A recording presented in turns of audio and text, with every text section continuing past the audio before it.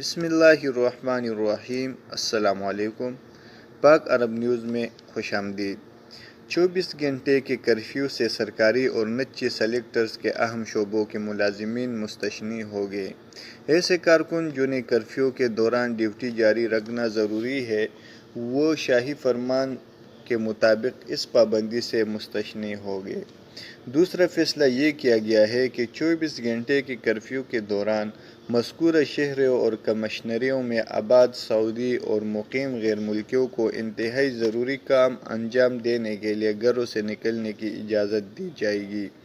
مثال کے طور پر علاج، معالجے اور کھانے پینے کی اشیاء حاصل کرنے کے لیے محلے کے لوگ اپنے محلے کے دائرے میں گھروں سے صبح 6 بجے سے لے کر دوپہر 3 بجے تک نکل سکیں گے۔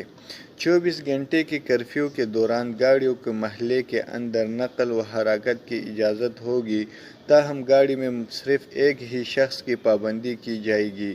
علاوہ ازیں گاڑی میں ڈرائیور کے علاوہ صرف ایک شخص ہی بیٹھ سکے گا۔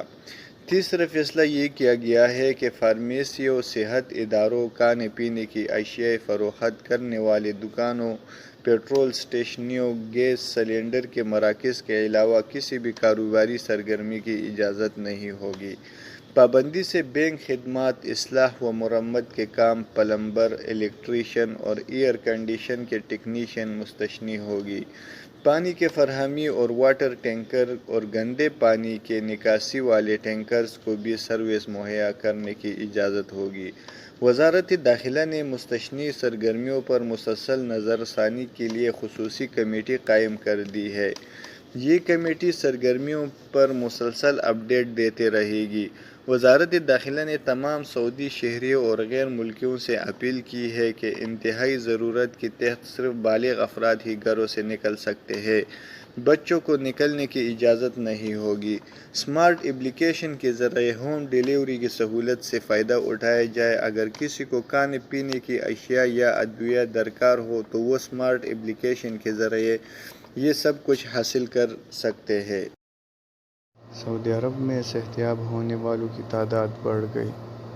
سعودی وزارت صحت کی جاری کردہ اعداد و شمار کے مطابق سعودی شہروں میں سب سے زیادہ کرونا وائرس سے صحتیاب ہونے والوں کا تعلق ریاض شہر سے ہے۔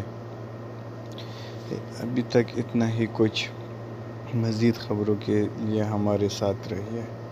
اگر آپ نے ہمارے چینل کو سبسکرائب نہیں کیا، چینل کو سبسکرائب کر لیجیے۔ شکریہ۔ السلام علیکم ورحمۃ اللہ وبرکاتہ۔